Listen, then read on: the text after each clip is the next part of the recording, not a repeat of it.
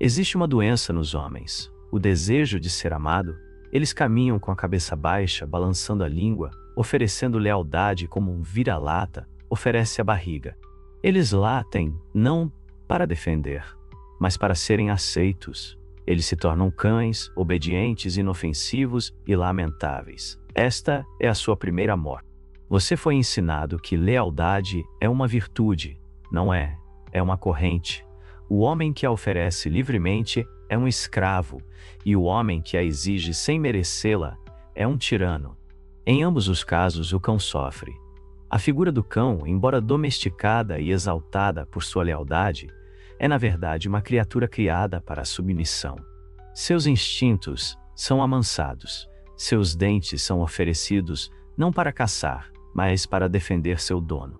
O que o mundo aplaude como lealdade é, em sua essência, uma rendição silenciosa da soberania. O cão não vive para si, mas para a mão que o alimenta. É alimentado quando permitido, elogiado quando útil e punido quando desobediente. Essa criatura, embora aparentemente nobre em sua dedicação, encarna a essência da dependência. Torna-se um escravo do afeto, viciado em aprovação e paralisado pela rejeição. Na vida política e pessoal, o homem que age como o cão, que busca validação, abana ao elogio, se retrai diante da desaprovação, está condenado a permanecer aos pés dos outros. Ele nunca liderará, pois liderança exige independência de pensamento, tolerância à solidão e uma capacidade implacável de agir sem aplausos. O cão, condicionado a temer a desaprovação, não consegue pensar além dos desejos de seu dono. Ele não age por vontade própria, espera comandos. Esta é a primeira e mais sutil forma de morte. A morte do comando pessoal. Tal homem não sobreviverá em um mundo dominado por lobos e leões. O tribunal, o mercado, a rua, todos estão cheios de predadores cobertos por seda, sorrindo com a graça de serpentes. Esses predadores não latem, não imploram, não anunciam sua presença. Eles observam, calculam, escolhem seu momento. O cão, sempre desesperado para ser visto, para ser aceito, revela toda a sua alma em um balançar de cauda. Suas intenções, seus medos, seus desejos, tudo é lido claramente pelos mais astutos, e o que está exposto é facilmente explorado. A tragédia do cão não está na sua lealdade, mas na sua ilusão. Ele acredita que, sendo gentil, será poupado. Acredita que, sendo obediente, será protegido. Acredita que, sendo inofensivo, será amado para sempre. Mas o amor se desvanece. As circunstâncias mudam, os mestres se entediam. E quando o perigo surge, ninguém protege o cachorro. Ele é sacrificado primeiro ou deixado à própria sorte, dentes amaciados por anos de domesticação. O cachorro que não pode caçar, não pode lutar, e não sobrevive sem afeto, torna-se um fardo, e fardos são descartados. Ele late para avisar, mas não tem coragem nem astúcia para atacar. Depende dos outros para fazer o que não consegue. E assim, nunca é temido. Não ser temido é ser impotente. Pois o poder não está em quão amado se é, mas em quão perigoso se é percebido. Um homem com o coração de um cachorro não pode comandar respeito, apenas simpatia. Mas simpatia não constrói impérios, não garante vitória, não impede que a faca esteja em seu pescoço. Essa adoração às características do cachorro, lealdade, obediência, gentileza, é uma ferramenta usada pelos poderosos para manter o controle. Eles pregam a virtude não porque a honrem, mas porque enfraquece aqueles que a seguem cegamente. Os poderosos não vivem como cães, eles apenas ensinam os outros a viver assim. Eles sorriem enquanto o cachorro defende sua propriedade, luta suas guerras, serve suas ambições, tudo acreditando que está cumprindo algum destino nobre. Mas nobreza sem autonomia é apenas outra palavra para servidão. Para entender a extensão total da prisão do cachorro, é preciso ver como a sociedade se volta rapidamente contra ele. O cachorro que morde uma vez, mesmo em defesa, é chamado de perigoso. O cachorro que para de obedecer é abandonado. O cachorro que questiona seu mestre é sacrificado. Nisso, a lição é clara. A obediência não é recompensada, é esperada. E quando cessa, a ilusão de valor desaparece. O servo que esquece seu lugar não é reformado, ele é removido. Assim, as mesmas características que antes tornavam o cachorro útil agora garantem sua destruição. O cachorro é uma criatura admirada por tolos e usada pelos astutos. Sua lealdade é exibida como virtude, sua obediência confundida com força moral, e sua disposição para agradar, disfarçada de nobreza.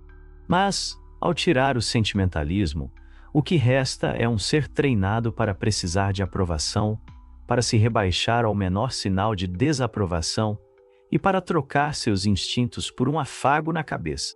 O cachorro não nasce para servir, mas é rapidamente quebrado para servir. Ele é um escravo tornado palatável pelo afeto, e assim também é o homem que se modela a partir dele.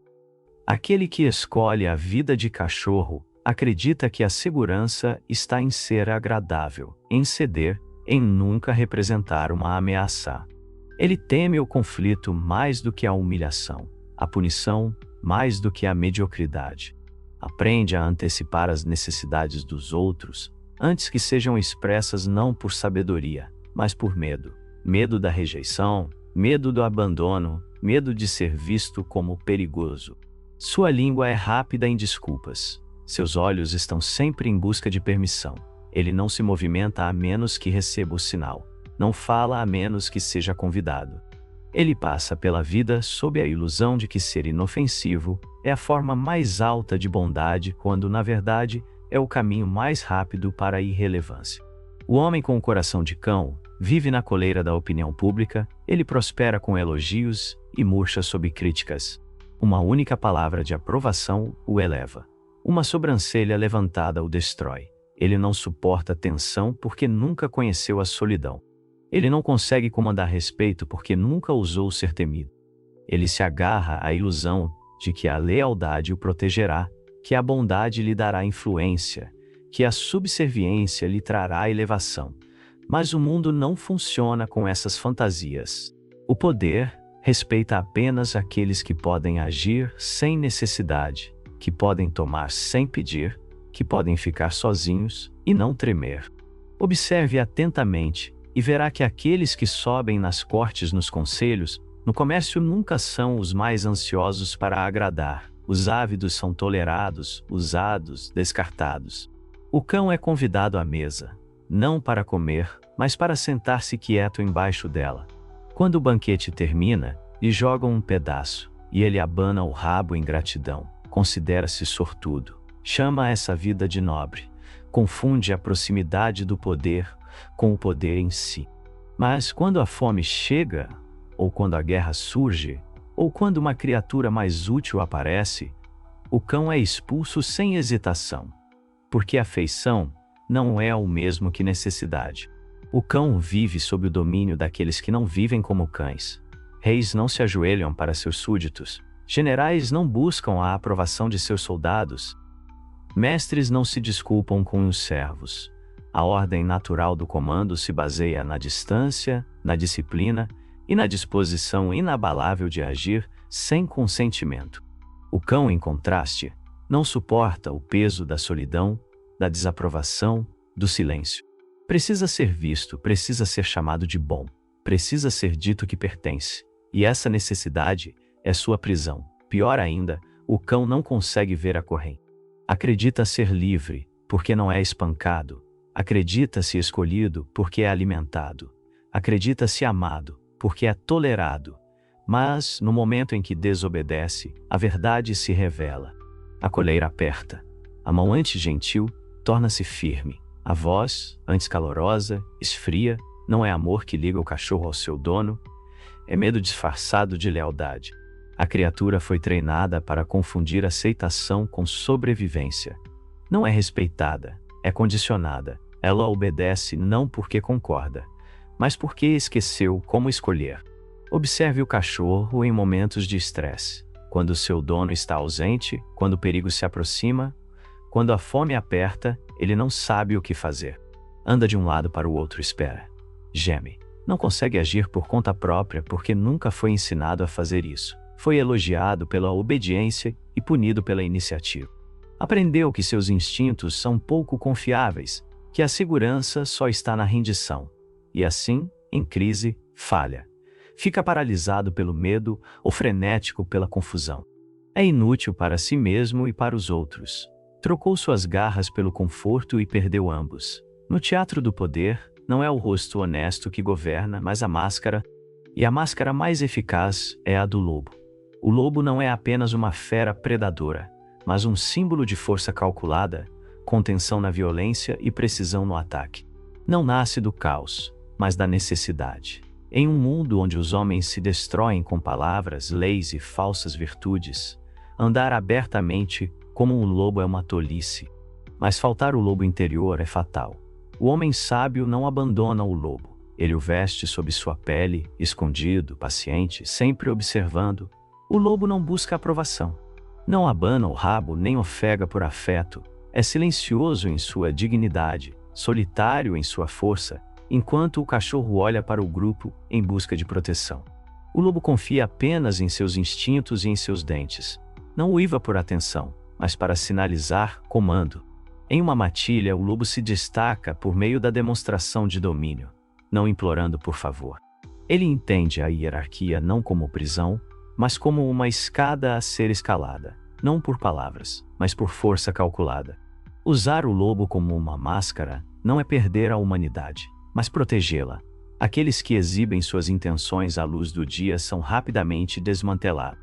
O homem que mostra toda a sua natureza fica à mercê dos mais astutos. Ele se torna um mapa para os outros lerem, uma fraqueza exposta.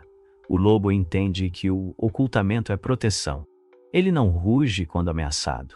Ele espera em silêncio, observa o chão e ataca somente quando o resultado está garantido. O tolo ataca por emoção. O lobo ataca com certeza. O poder exige não apenas ação, mas também tempo. E o tempo é o presente do lobo. O lobo sabe como esperar. Ele não se apressa por medo, nem se deixa seduzir pela esperança. Ele não se lança a qualquer oportunidade, apenas persegue a melhor. A arte da predação não está no barulho, mas na quietude que antecede o golpe fatal. Enquanto outros correm em direção à isca, o lobo a circunda. Ele percebe a armadilha muito antes de ela ser ativada. É por isso que o lobo sobrevive onde outros perecem. Não por ser mais rápido ou mais forte, mas por ser paciente, perceptivo e disposto a fazer o que os virtuosos não fazem. O lobo não é cruel. A crueldade é a marca dos desesperados. O lobo mata não por prazer, mas por necessidade. Ele não desperdiça energia com vingança nem emoções com indignação. Ele é eficiente. Sabe que o medo é uma ferramenta mais afiada que o amor e que o silêncio é mais poderoso que o apelo. Aqueles que enfrentam o lobo sentem sua presença, uma presença que não precisa se provar. Não há latidos, não há exibicionismos, não há palavras, apenas a certeza da consequência. Esse é o poder. Usar a máscara do lobo é entender o valor da dualidade. Não se pode ser sempre a fera que convida à destruição, mas deve-se estar sempre pronto para se tornar uma. A verdadeira força está em parecer inofensivo enquanto se permanece perigoso. As ovelhas dormem tranquilas ao lado do cão, mas tremem quando o lobo aparece. Um homem que entende o poder sabe se vestir de brandura, sem jamais se desarmar. Ele oferece bondade como um gesto, nunca como uma dependência. Fala suavemente, mas com a consciência de que seu silêncio carrega uma lâmina. O homem sem o lobo está sempre vulnerável. Ele é ansioso demais para explicar, tem medo de ofender e está preso demais ao desejo de ser visto como bom. O lobo não se importa com percepções, apenas com resultados. Ele não debate moralidade com os mais fracos, não justifica sua natureza. Ele age e suas ações o definem. Nesse ponto, é livre. Não porque está acima dos outros, mas porque não está acorrentado ao julgamento deles. Entender o lobo é compreender a necessidade das máscaras. O mundo não recompensa quem mostra seu verdadeiro eu. Ele os devora, mas o homem que sabe quando mostrar o rosto e quando revelar os dentes é intocável. Ele não é governado pelo impulso, nem guiado pela necessidade. Ele governa sua presença como uma arma, sempre embainhada, mas sempre próxima. Fala-se de lealdade, como se fosse uma coroa colocada sobre a cabeça do homem virtuoso. No entanto, essa ilusão é criada por aqueles que se beneficiam da obediência, não por aqueles que compreendem a natureza do poder. A lealdade, em sua forma mais pura, não é um presente dado livremente. É uma corrente presa firmemente ao pescoço de quem a oferece. Ela prende um homem não a uma causa, mas a um mestre, não a um princípio, mas à dependência. É uma palavra bonita usada para santificar a subjugação, dignificar a servidão e preservar os interesses daqueles que temem a ascensão de homens livres. O homem leal acredita que é nobre. Ele acredita que sua fidelidade a uma pessoa ou ideia é um sinal de força interior. Mas ao examinar as consequências de tal devoção, você verá que o que ele chama de força é, na verdade, paralisia. Ele não pode agir sem permissão. Ele não pode mudar de lealdade mesmo quando sua fidelidade é explorada. Ele não pode trair mesmo quando trair é uma questão de sobrevivência. Ele se agarra ao ideal de constância como se fosse uma armadura, inconsciente de que é justamente isso que o torna fraco. Aqueles que valorizam a lealdade acima da razão são frequentemente os primeiros a serem sacrificados e os últimos a serem vingadosos. O mestre, o governante e o oportunista, todos entendem a utilidade dos leais. Eles são previsíveis, controláveis e não ameaçadores. Eles não fazem perguntas, não se desviam. Eles suportam castigos e continuam a servir. Seu valor não reside na capacidade de pensar, mas na disposição de suportar. E no momento em que seu uso expira, também expira sua proteção. O homem leal que não pode mais servir se torna um fardo, e fardos são descartados, não recompensados. Aquele que acredita que sua lealdade lhe garantirá a imortalidade está cego para a natureza daqueles a quem serve. A gratidão é algo efêmero, e a história está repleta de cadáveres de homens que pensaram que seriam lembrados por sua lealdade. A lealdade é útil apenas quando usada com inteligência.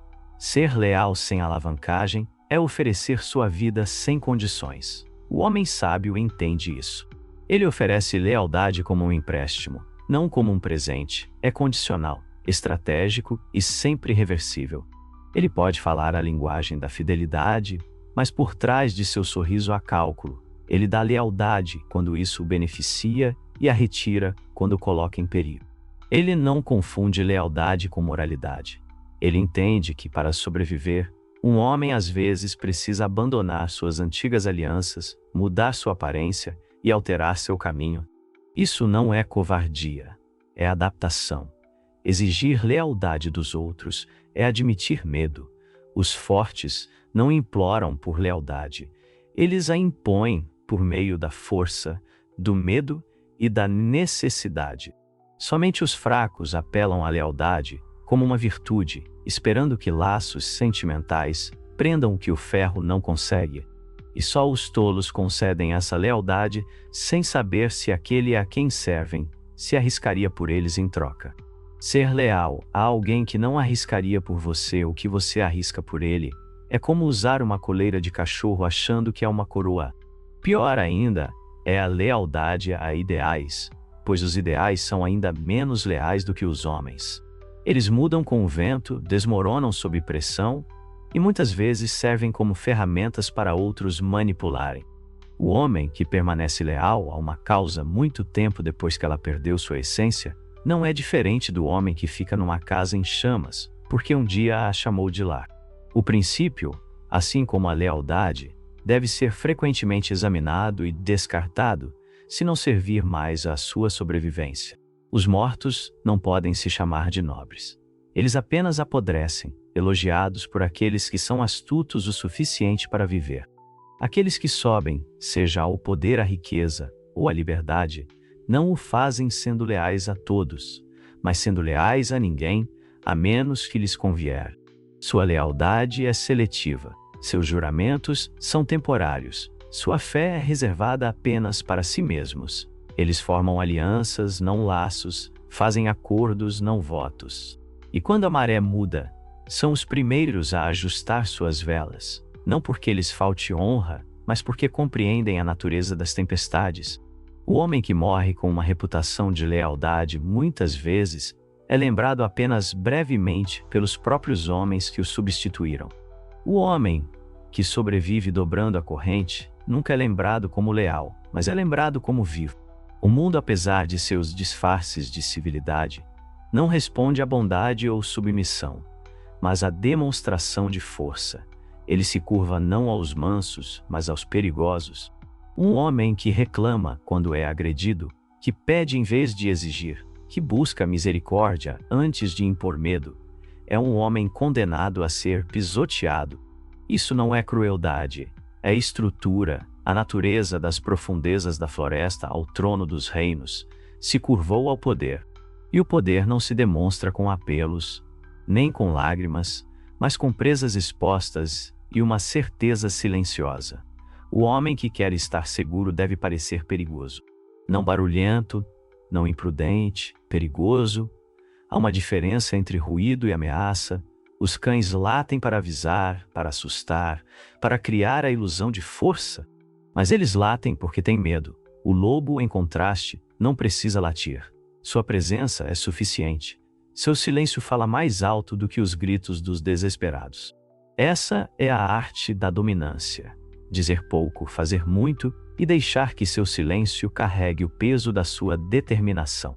Quando os homens olham nos seus olhos e veem que você não recuará, que não implorará, que não hesitará, eles não testam você duas vezes. O homem que não pode ser temido, não pode ser respeitado. Ele pode ser gostado, pode ser lamentado, mas não será confiado com responsabilidades. Líderes não são escolhidos por sua empatia, mas por sua capacidade de tomar decisões difíceis sem vacilar. Um príncipe que não pode punir é uma figura decorativa. Um general que hesita em retaliar é um caixão para seus homens. Um homem que não pode dizer não de forma definitiva será usado até se esgotar. O mundo está cheio de cadáveres dos complacentes. Homens agradáveis, homens brandos, homens que sorriam com frequência demais e atacavam muito pouco. O medo não é uma falha, é uma ferramenta adequada. Ele remove obstáculos mais rápido do que qualquer diplomacia. Um único ato de brutalidade calculada é lembrado por mais tempo do que 100 gestos amáveis. A misericórdia é admirável apenas quando vem dos fortes. Quando os fracos mostram misericórdia, não é vista como nobreza, mas como impotência. E a impotência neste mundo é um convite para ser devorado. O predador não negocia com a presa, ele a devora. O homem que não tem presas, que se afasta do conflito, que se lamenta quando ameaçado, se oferece como essa presa. Entender isso é entender como se mover no mundo. Um homem não deve gritar quando ferido, não deve explicar quando desafiado, ele não deve apelar para a justiça. Justiça é uma ficção mantida por aqueles que estão no poder para pacificar aqueles que não têm. O mundo não se importa com o que você merece, apenas com o que você pode tomar e manter. Se você deseja evitar ser dominado, deve irradiar a capacidade de dominar. Você não deve se gabar, mas nunca deve ceder. Você deve treinar seu rosto para não mostrar pânico, sua voz para não carregar desespero, suas mãos para se manterem firmes até mesmo em traições. Presas não são meramente armas, são símbolos. A diferença entre os poderosos e os impotentes não está em sua moralidade, mas em sua disposição para agir sem permissão. O homem com presas não espera que as condições sejam perfeitas. Ele cria condições por meio da ação. Ele sabe que a bondade sem influência é fraqueza, e a diplomacia, sem a ameaça da força, é apenas ruído. Quem pode destruir, mas opta por não fazer isso. Essa é a verdadeira força. Quem não pode destruir e implora para ser poupado, essa é uma vítima. Mesmo no chamado mundo civilizado, o mesmo princípio vale. Na política, o homem capaz de arruinar reputações é quem é ouvido. Nos negócios, quem pode se levantar da mesa ou derrubá-la é quem impõe as condições. Nas relações pessoais, o homem conhecido por punir a traição sem aviso não é traído duas vezes. O sussurro da capacidade, respaldado por uma brutalidade comprovada, transforma a forma como os outros se comportam. Eles medem suas palavras, pisam com cuidado, oferecem o que nunca dariam a um suplicante choroso. Não há honra em se tornar um mártir por um princípio. Se seus inimigos celebram sua queda, um homem deve aprender a ser aço em veludo, suave na fala, mas letal nos fatos. Ele deve cultivar a habilidade de parecer calmo, enquanto é capaz de causar caos. Quando você entra em uma sala, é melhor que tenham mais medo de cruzar seu caminho do que esqueçam que você esteve lá. O gemido é esquecido, a presa é lembrada. Isso está escrito nas leis da natureza, no instinto humano, nos salões da história. Aqueles que têm dentes é que escrevem as regras. Aqueles que não têm, obedecem. Nenhum homem chega ao poder pelo afeto universal. O desejo de ser amado é a primeira corrente colocada no pescoço do ambicioso. Isso embota o instinto, suaviza as ações e força um homem a calcular não o que é necessário, mas o que é aceitável. Ao fazer isso, ele entrega sua autoridade às massas cuja aprovação busca. O homem que deseja se elevar deve aprender cedo que a moeda da ascensão não é a popularidade, mas a clareza. Clareza exige decisões que serão odiadas por muitos e respeitadas por poucos. O ódio não é fracasso, é um sinal. Indica que você parou de ser insignificante na vida dos outros, que suas ações têm peso e que sua presença perturba o conforto deles. Quem é odiado não está em perigo, mas sim aquele que todos esquecem de temer. O poder não pode existir sem inimigos porque o poder cria contraste. Os que estão no topo devem ser separados dos que estão embaixo. Essa separação gera ressentimento e o ressentimento gera ódio. Isso não é uma falha no design do poder, mas o seu preço. E só aqueles dispostos a pagá-lo terão algo além de uma ilusão. O homem fraco anseia por afeto porque pensa que isso vai protegê-lo. Ele acredita que se as pessoas gostarem dele, não o machucarão. Ele pensa que, mantendo todos felizes, estará seguro.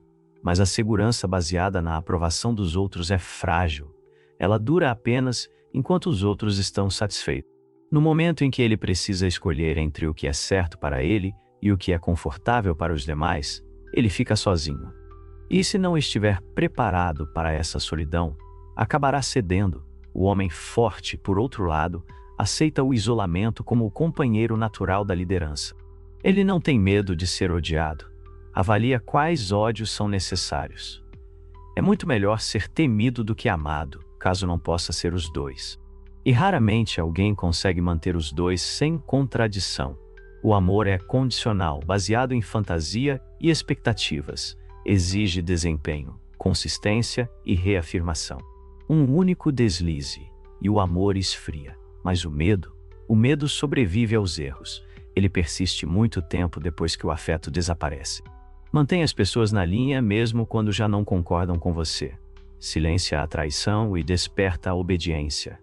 E quando o medo é acompanhado pelo respeito, torna-se a base de uma autoridade inabalável. Estar disposto a ser odiado é libertar-se do julgamento da opinião pública. É agir nos próprios termos. É agir sem explicações, punir sem pedidos de desculpas e falar quando os outros permanecem em silêncio. É tomar aquilo que os outros têm medo de tocar. Aqueles que ficam na memória, governantes, fundadores, revolucionários, foram todos odiados em seu tempo. As massas cuspiram seus nomes, seus pares sussurraram contra eles. E seus inimigos os chamaram de malignos. Mas a história não pergunta se foram queridos. Ela pergunta se venceram. O homem que tenta ser amado por todos se torna inofensivo. Ele fica tão preocupado em suavizar suas palavras, agradar a todos os lados e evitar ofensas que acaba invisível. Ele desaparece em compromissos. Esquece como dizer não. Torna-se a ferramenta que os outros usam para impor suas vontades. Ele é elogiado até que não seja mais útil e então descartado com os mesmos sorrisos educados que antes o bajulavam. O afeto é uma encenação. E no momento em que você para de atuar, a multidão segue em frente. Você precisa decidir o que importa mais: a ilusão da harmonia ou a realidade do progresso.